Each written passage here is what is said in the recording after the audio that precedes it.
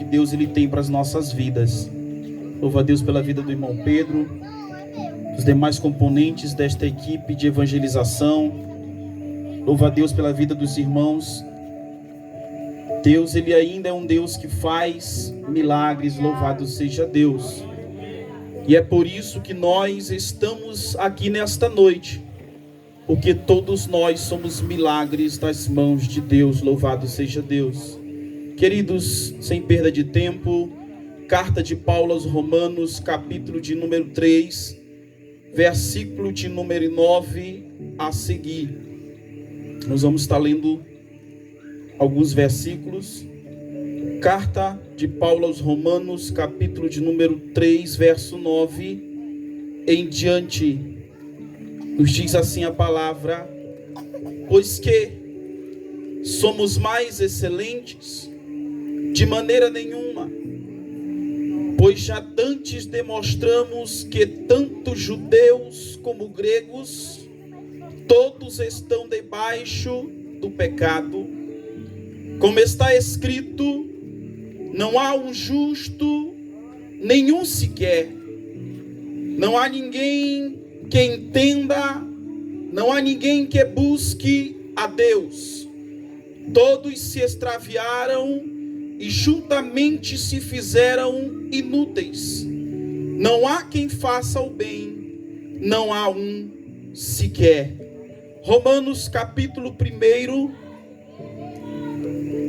e o versículo de número 24 nos diz assim: porque também Deus os entregou às concupiscências do seu coração e à imundícia, para desonrarem o seu próprio corpo entre si. Versículo de número 26: pelo que Deus os abandonou às paixões infames. Só a parte A. E o versículo de número 28: e como eles não se importaram em ter conhecimento de Deus, assim Deus os entregou a um sentimento perverso para fazerem coisas que não convém. Louvado seja Deus. Queridos, ambos os textos lidos nesta noite nos trata da situação de todo homem que não tem a Jesus Cristo em sua vida. Porque quando pregamos o Evangelho, ouvimos as pessoas dizer: eu tenho Jesus, eu estou com Jesus. Mas o Evangelho de Jesus Cristo, no livro de João, ele diz que o mundo não conhece e não pode também receber, a saber, o Espírito Santo de Deus, que é dado somente àquele que arrepende-se dos seus pecados e confessa Jesus Cristo como Senhor da sua vida. É por isso que o mundo não conhece o Espírito Santo, e é por isso que ele não pode receber o Espírito Santo, a não ser se curvando diante de Cristo Jesus, o nosso Senhor. Quando Paulo ele escreve a carta aos Romanos, ele escreve a carta a um povo pecador, a um povo pervertido, porque tudo que se pensa de perversão que já existiu na face da terra estava dentro do território romano. É em Roma que os cristãos são queimados, é em Roma que os cristãos são comidos pelos leões na arena, é em Roma que colocavam na arena pessoas para estarem se matando pela espada, é em Roma que surgem as maiores perversões sexuais da história humana. E quando Paulo ele escreve o texto em que nós lemos, Paulo demonstra, além de estar falando do estado daqueles homens, daquelas pessoas ali daquele lugar, ele também nos revela o estado do homem sem Deus e jogado no pecado. E ele diz que nós não somos mais excelentes. Ele começa dizendo assim: ele revela que todo homem que nasce nesta terra está debaixo da lei do pecado. O homem pecou e se afastou de Deus no jardim do Éden. E desde lá Deus ele tem demonstrado a sua graça. E a graça vai muito além do Éden. Porque Paulo revela que Deus ele nos escolheu antes da fundação do mundo para ser igreja santa e gloriosa. Louvado seja o nome do Senhor.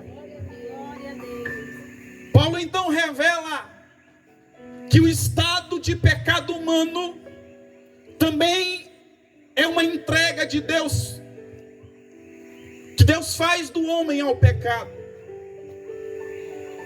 Quando lemos Gênesis capítulo de número 6, no versículo de número 5, a Bíblia nos diz que o Senhor ele viu a grande maldade sobre a terra, que toda imaginação e pensamento humano era só maldade. A primeira vez que o homem se corrompe, a Bíblia registra quando o homem decide trilhar os seus próprios caminhos e desobedecer o mandamento de Deus. A Bíblia diz que os olhos foram abertos. Claro que o homem não estava de olhos fechados, mas os olhos do homem para o mal foram abertos.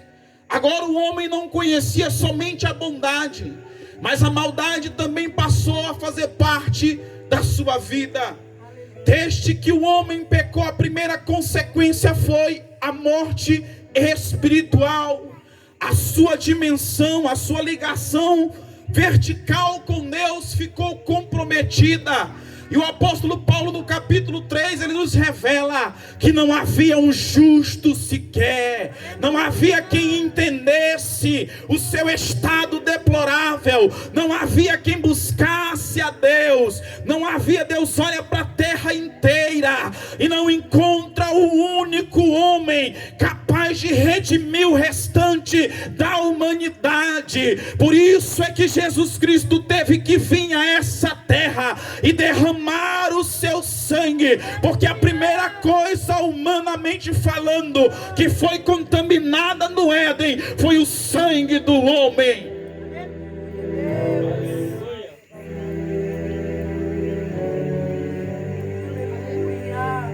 É por isso que o sangue de Cristo teve que ser derramado, porque o escritor aos Hebreus ele disse que sem derramamento de sangue não há perdão de pecados. É por isso que por mais de 4.000 anos, todos os anos os hebreus faziam um ritual em que levavam um cordeirinho que eles criavam durante um ano inteiro. Ora, quando o homem ele cria um animal, um gado ou um cachorro em casa, desde pequenininho se pega uma tão grande amizade com aquele animal. Da mesma forma eram os donos daqueles cordeiros. O cordeiro era sem mancha, sem mácula, sem ruga, não podia ter defeito algum. Cordeiro de 1 ano, e ele levava diante do sumo sacerdote, que durante uma vez por ano entrava no santo dos santos, adentrava, passava o adro, passava o santo, chegava no santo dos santo, não com sangue, mas com sangue alheio. Louvado seja Deus. Mas eu dou graças a Deus, porque o escritor aos Hebreus ele escreveu que Jesus Cristo ele não entrou em santuário feito por mãos humanas, mas entrou no céu, levando o seu próprio sangue, que serviu de resgate para as nossas vidas.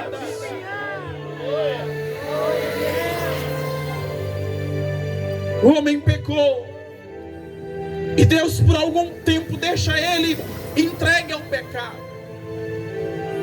É por isso que o mundo está aí do jeito que está, porque o próprio homem se entrega às concupiscências do seu coração. O próprio homem se entrega aos seus pensamentos perversos.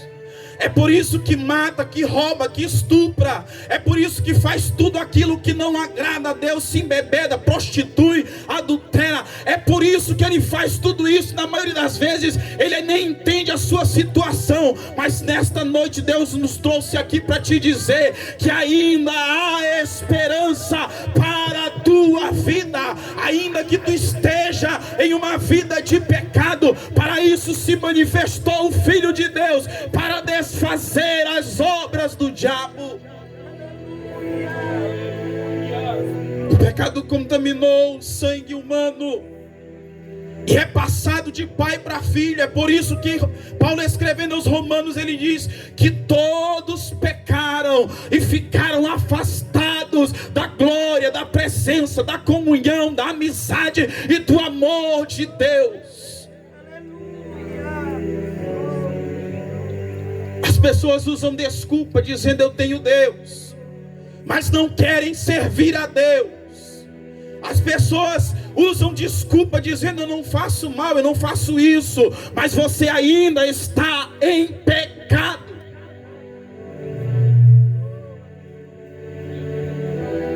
A única coisa que resolve este mal chamado pecado é Jesus Cristo de Nazaré. Não é adoração aos santos, não é o presidente da república, não é o homem mais importante do mundo, mas Jesus Cristo. Jesus Cristo, o sangue de Jesus Cristo nos purifica de todo o pecado. Mas para isso nós precisamos andar na luz. É isso que João ele diz: se andarmos na luz, como ele na luz está, temos comunhão uns com os outros, e o sangue de Jesus Cristo, seu Filho, nos purifica de todo o pecado.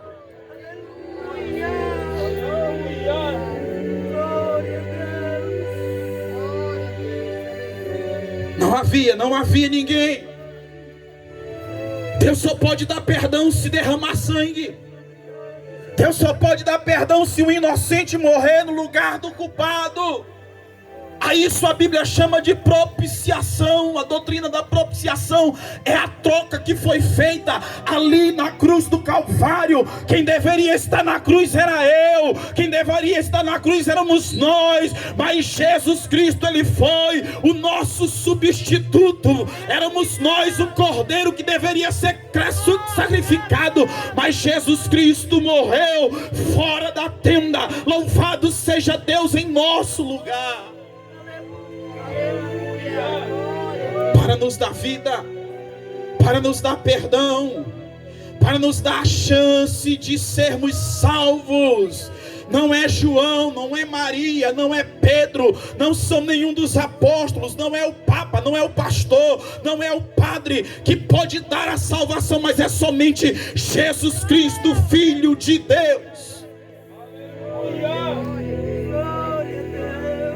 Bendito seja Deus. A situação do homem é terrível no pecado. O apóstolo Paulo, ele considera, ele descreve o homem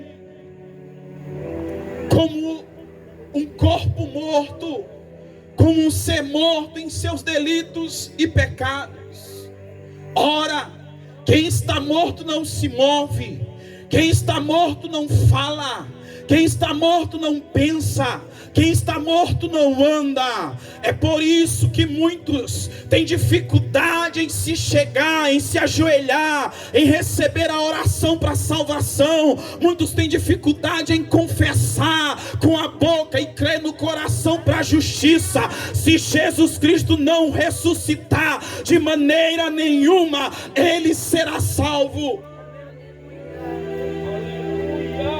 Efésios capítulo 2, versículo de número 1, ele nos diz: ele nos vivificou estando nós mortos nos nossos delitos e pecados, o qual no outro tempo andávamos desgarrados no curso deste mundo, segundo o príncipe da potestade do ar, o espírito que agora opera nos filhos da desobediência, entre os quais todos nós andávamos nos desejos da nossa carne, fazendo a vontade da carne e dos pensamentos. E Paulo nos revela que nós éramos por natureza filhos da ira, mas Jesus Cristo, mas sendo Deus rico em misericórdia, pelo seu muito amor, em que nos amou, estando nós ainda mortos em nossos delitos e pecados, ele nos vivificou juntamente com Cristo.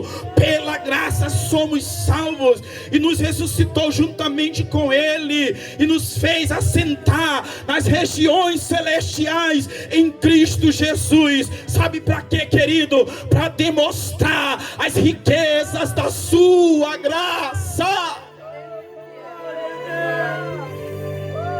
Sabe por que ele fez isso?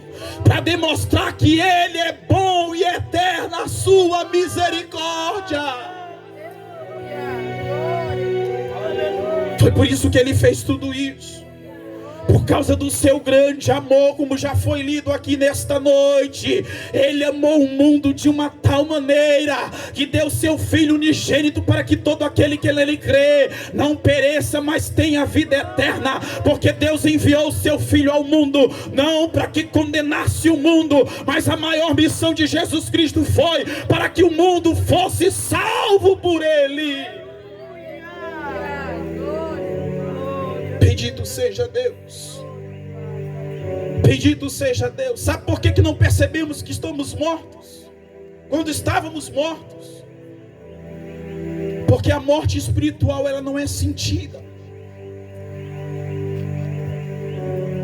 É por isso que as pessoas estão aí jogadas no mundo, fazendo a vontade dos pensamentos e a vontade da carne, porque eles não sentem o seu estado, a menos que alguém vá lá e abra os seus ouvidos e mostre para ele: tu está errado.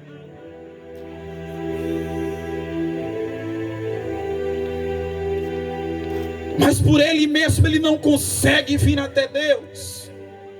É por isso que Jesus Cristo teve que descer dos altos céus, sendo achado em forma de Deus, não usou por usurpação ser igual a Deus, mas humilhou-se a si mesmo e tomou a forma humana, e sendo achado junto com os homens em forma humana, humilhou-se a si mesmo e foi obediente até a morte, e morte de cruz. Pelo que Deus o exaltou soberanamente e lhe deu um nome que está sobre todo nome, para que ao nome de Jesus Cristo se dobre todo o joelho dos que estão nos céus, na terra e embaixo da terra, e toda a língua confesse que ele é Senhor, para a glória de Deus Pai.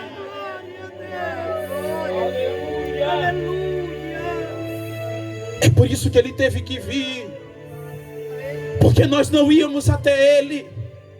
Ele veio até nós, deixou o céu, deixou a glória, deixou a sua natureza, se esvaziou de si mesmo, desceu até a mais baixa terra, tomou a forma humana neste corpo carnal que temos, neste corpo humano, e ele foi obediente em tudo, porque ele precisava ser o cordeiro perfeito, sem mancha, sem mácula, sem pecado, mas santo e irrepreensível. Quando João olha ele vindo para ser batizado, João exclama: eis o Cordeiro de Deus que tira o pecado do mundo. Louvado seja Deus. Graças damos ao Senhor Jesus Cristo, porque ele veio, ele tirou o pecado do mundo, ele veio nos redimir, ele veio nos salvar e nos dar vida, e vida com abundância.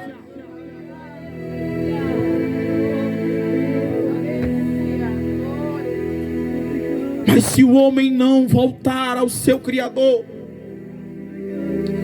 ele vive a situação que foi lida no capítulo 1 de Romanos. Ele é entregue.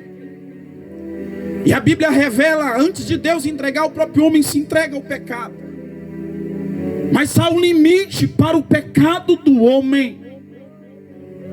E quando o homem ele atinge este limite, a Bíblia registra que o próprio Deus, ele entrega o homem às concupiscências, ele entrega o homem aos desejos do seu coração, ele entrega o homem a uma mente reprovável. Sabe quando é que o homem ele está nessa situação, querido? É quando alguém fala para ele, e ao invés de ele aceitar a palavra, ao invés dele se arrepender dos seus pecados, ao invés dele chorar por aquilo que ele pratica e sentir vergonha, não, ele fica zangado, ele parte para agressão física ou verbal.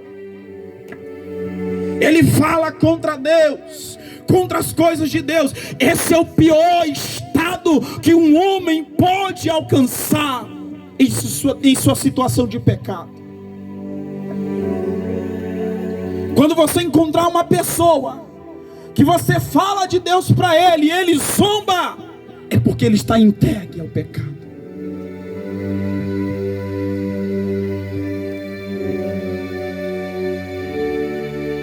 Não há quem entenda, não há quem busque a Deus. E como não havia quem buscasse a Deus, o próprio Deus desceu e foi buscar a ovelha perdida.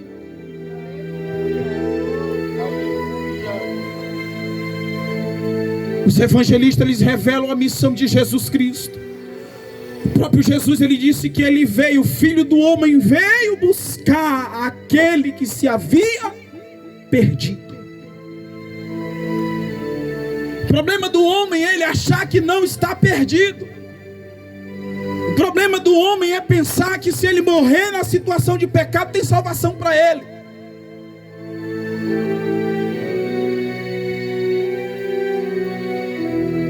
E é por isso que hoje nós estamos vendo pessoas partindo em situações complicadas da vida. E muitos acham que as pessoas estão salvas. Pessoas que morrem embriagadas, pessoas que morrem assassinadas nas festas.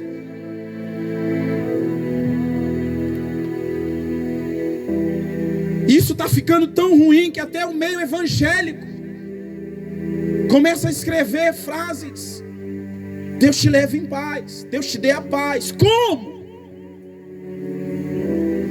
Como vai ter paz se partir desta vida sem ela? É por isso que Jesus, ele disse: deixo-vos a minha paz, e a minha paz vos dou. Não a dou como o mundo dá. Porque o mundo, ele te oferece uma falsa paz. Ele te dá a sensação de que está tudo bem. E aí você continua na mesma vida, nos mesmos erros. Anos e anos se passam e você continua vivendo a mesma história. Até o dia em que te encontrares com a morte. E o escritor aos Hebreus, ele disse: importa o homem morrer uma vez, vindo após isto o juízo. Assim também Cristo se ofereceu uma vez pelos pecados de muitos, e aparecerá a segunda vez sem pecado, para aqueles que o esperam para a salvação. Portanto, nesta noite, meu querido, Jesus deseja salvar a tua vida. E a salvação, ela tem passos, ela tem etapas.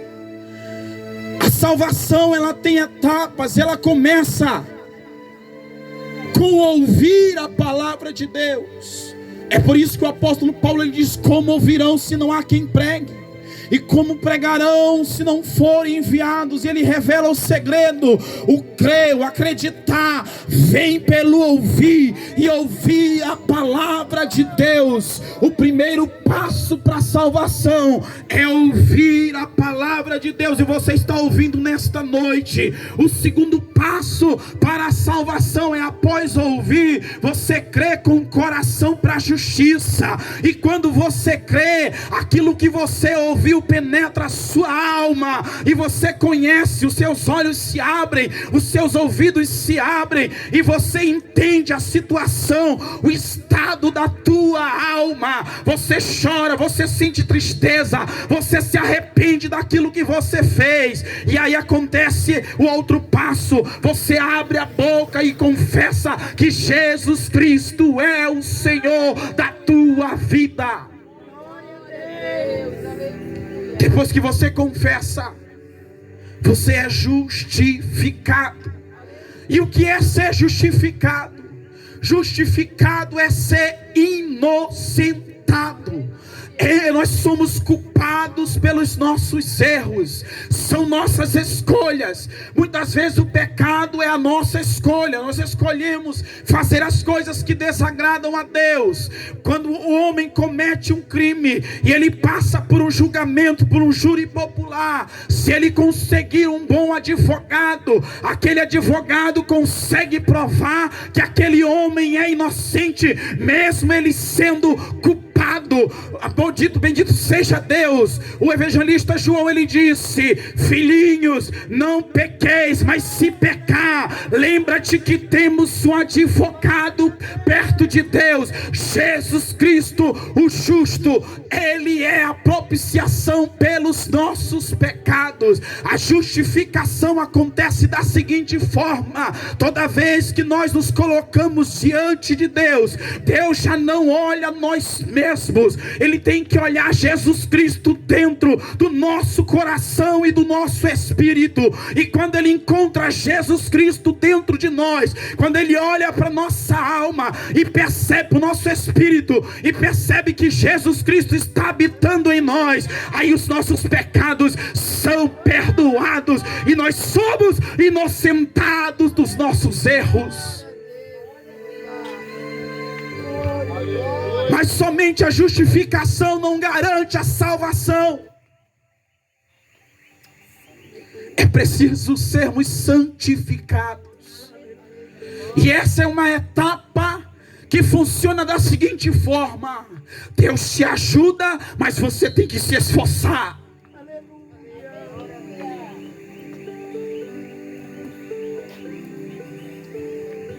Por último, nós aguardamos a última etapa da nossa salvação.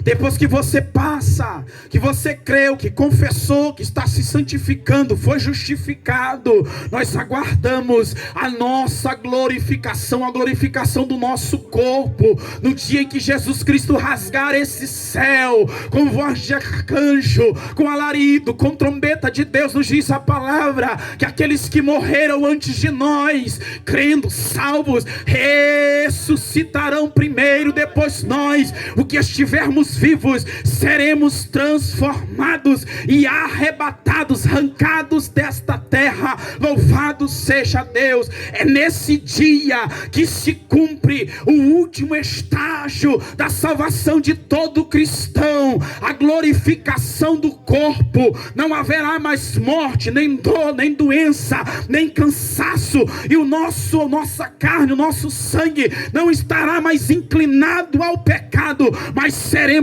como Jesus Cristo depois que foi ressuscitado. E assim conclui a nossa salvação. E para provar isto, para demonstrar isto, para afirmar isto, para nós continuarmos firmes nesta esperança, nesta promessa, Deus ressuscitou ao seu Filho Jesus Cristo de entre os mortos. É bem verdade que Ele morreu, Ele abriu os braços ali naquela cruz do Calvário e bradou com grande voz dizendo: está consumado, Pai, em tuas mãos entrego o meu espírito. Bendito seja Deus. Ele não entregou o seu espírito à morte, mas entregou ao Pai eterno, e a morte não pôde contê-lo. No domingo de manhã, bem cedinho, a pedra foi removida e Ele levantou com vida e vive para todo sempre. É por isso que nós temos esperança, é por isso que aguardamos a sua vinda, porque Jesus Cristo ressuscitou. Ele ressuscitou vencendo a morte, e sabendo todo cristão que um dia nós também a venceremos para a glória de Deus. Portanto, nesta noite, querido, quando for te feito o convite, não rejeite a oportunidade que Deus está te dando nesta noite. Não fique como morto. Não continue no pecado, mas rompa os laços, a amizade com o pecado, e vem para o autor da vida. Vem para aquele que demonstrou o maior amor que pode ser demonstrado, dando a sua própria vida pelos seus amigos. Louvado seja Deus. Ele mesmo disse: ninguém tem maior amor do que este, do que dar a vida pelos seus amigos. Bendito seja Deus. É por isso que nós estamos aqui nesta noite. Não que houvéssemos alcançado, mas porque Jesus Cristo de Nazaré nos alcançou. Não que tenhamos amado Ele primeiro, mas Ele nos amou primeiro. E é por isso que nós o amamos, porque Ele demonstrou o seu amor primeiro para com as nossas vidas. Bendito seja Deus. Portanto, se ouvires a voz do Senhor teu Deus, não endureçais os vossos corações, como fizeram os hebreus na tentação do deserto. Caíram todos eles, morreram prostrados no deserto. E o escritor aos Hebreus, ele diz o motivo: por causa da sua incredulidade. É por isso que saiu 3 milhões de pessoas do Egito, e somente Josué e Caleb, daqueles que saíram, conseguiram entrar. O resto morreu todo mundo no deserto. Sabe por quê? Porque tentaram a Deus, porque desobedeceram, porque foram incrédulos, porque não acreditaram nas palavras de Deus, na boca de Moisés e nas tábuas do mandamento. É por isso que eles não alcançaram. Mas melhor coisa está escrita sobre nós: nós alcançaremos não uma terra corruptível, não um pedaço de terra no Oriente Médio, não. Nós alcançaremos a nova Jerusalém, que vai descer do céu ataviada como uma noiva preparada para o seu marido, e estaremos para sempre com Deus, para toda a eternidade. Que Deus em Cristo nos abençoe, nos dê a sua eterna graça hoje e sempre. Amém.